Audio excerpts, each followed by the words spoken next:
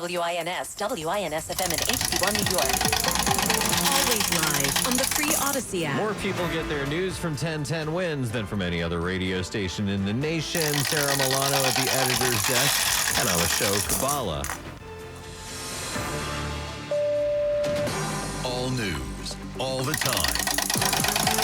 This is 1010 Wins on 92.3 FM, New York. Good afternoon. We have 71 degrees at 4 o'clock. I'm Donna Vaughn. And here's what's happening. Roads around the city badly flooded on this rainy, stormy Saturday. And not a great way to start the weekend. Could be more storms later. AccuWeather standing by with a live update for us. And the NYPD looking to make an arrest in the death of a young man overnight in Harlem. He was shot in the eye. The health department hasn't confirmed if it were today of a second death from Legionnaire's disease connected to that cluster of cases on the Upper East Side. Well, the interim manager of the Mets now responding to a story that the team has been using artificial intelligence to make strategy decisions during ball games. And a WNBA first last night puts one of the league's most popular players in the record books. Clark spinning, and Clark gets the roll. Caitlin Clark scoring 40 points and 10 assists in the same game, leading the Indiana Fever to victory. Well, the Mets in Philly this afternoon. That game starting just a few minutes from now. Then tonight, the Yankees will host the Dodgers. The Liberty at the Indiana Fever. AccuWeather says cloudy, humid, rainy for the rest of the afternoon. Still sticky tonight with clearing skies, low 71. Wins News Time 4:01. Let's get you where you need to go. Here's Andre Ferro. And we have trouble on the New Jersey Turnpike. There's a crash in New Jersey on the outer roadway northbound, the exit ramps to interchange 13.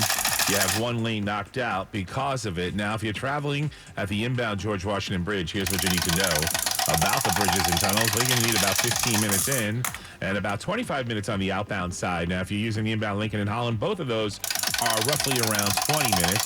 Traveling at the westbound LIE in Queens, look out for delays heading towards the Midtown Tunnel over by Van Dam. It's bumper to bumper. I would actually go with the 59th Street Bridge if you're traveling in and out of Manhattan. You'll do better there. FDR has been slow north and southbound between the 59th Street Bridge and 97th Street. Local avenues or West Side Highway would be better. Not much at the Whitestone, Throgsneck, and Triborough Bridges will take it. We're heavy in Queens on the westbound LIE heading past the fairgrounds and approaching Woodhaven Boulevard. Looks like the Clearview has cleared up nicely. The southbound side of the Cross Island remains slow, heading down towards that area of Northern Boulevard. Andre Ferro, 1010 Wins, 92.3 FM. Well, traffic has been pretty awful this afternoon because the weather was pretty awful, and it may not be quite done with us. AccuWeather meteorologist Carl Erickson here live now with the status update. Carl? It was done as those storms moved through earlier today. They were producing a rainfall rates 1 to 2 inches per hour. We had numerous flash flood warnings across the city. Luckily, since then, things have quieted down, and we should remain fairly quiet aside from a brief shower here for the next couple of hours. So we head toward sunset, though, in the first part of tonight.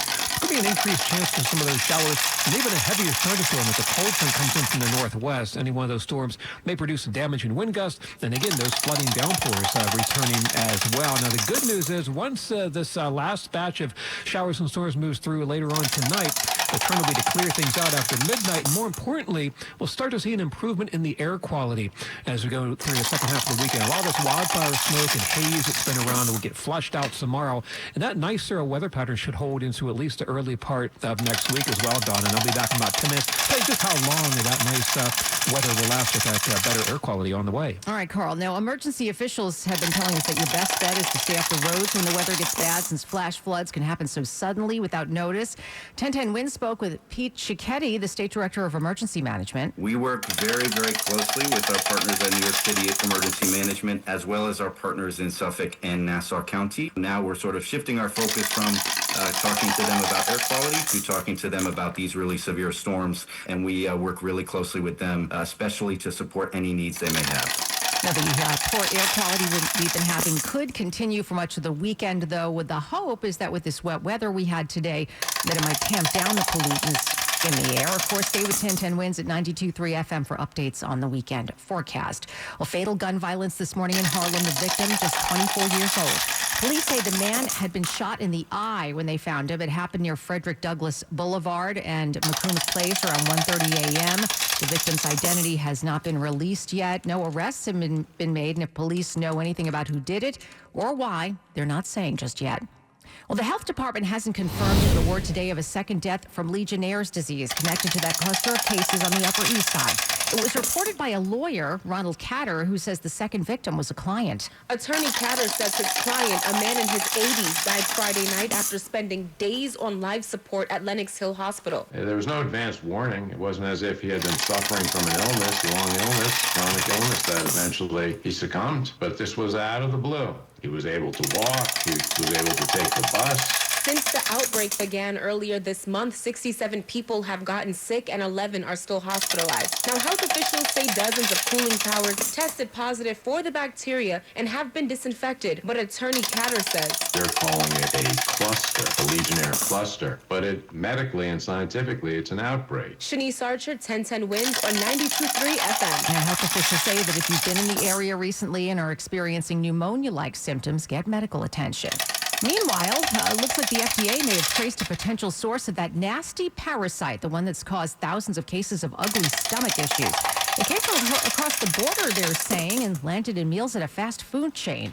An FDA traceback points to shredded lettuce from central Mexico supplied by Taylor Farms to Taco Bell restaurants in 5 states: Indiana, Kentucky, Michigan, Ohio, and West Virginia. Now, Taylor Farms, one of the nation's largest producers of fresh veggies, is voluntarily pulling all of its Central Mexico iceberg lettuce from the U.S. market indefinitely. And the CDC says shredded lettuce sold in grocery stores or served in other restaurants is not affected. That was correspondent Ike Ijachi.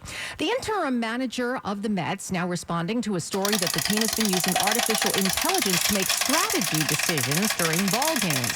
Although it wasn't a full-on denial, Andy Green says the club is fully compliant with, quote, everything Major League Baseball has asked us to do. He was questioned about it before today's game in Philly, but wouldn't comment further, saying only that he didn't think it does the team any good to talk about what everyone says publicly.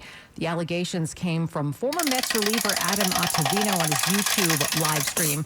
He claims Mets coaches used an AI program to pick pitches, among other things. Ottavino pitched for the Mets from 2022 to 24 and is now a broadcaster on the Yankees' Yes Network.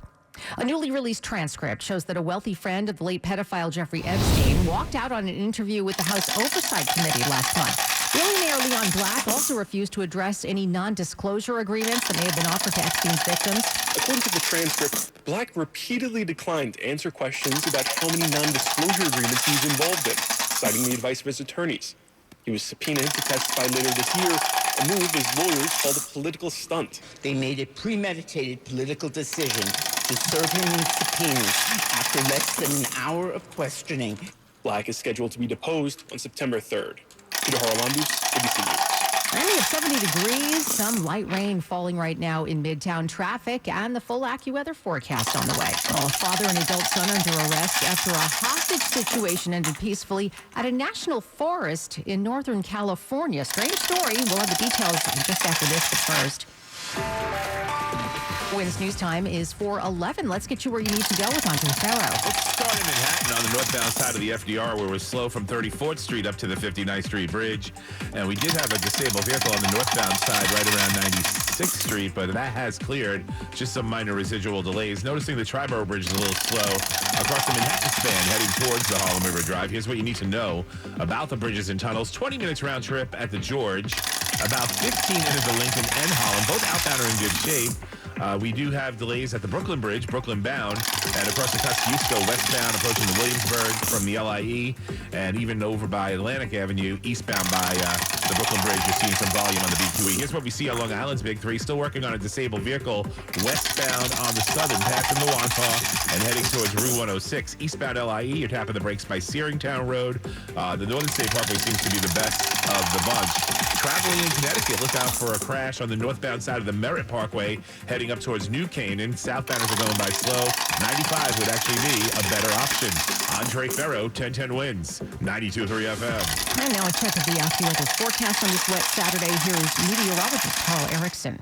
All right, Donna, we do have a brief break in the storminess here, at least for the next couple of hours, but still watch out for a couple of showers and a heavier thunderstorm this evening for the first part of the night as a cold front moves in from the northwest. Flooding, downpours, localized damage, and wind gusts, the primary threat out of those. And then things will begin to settle down later on tonight, especially after midnight with low near 70.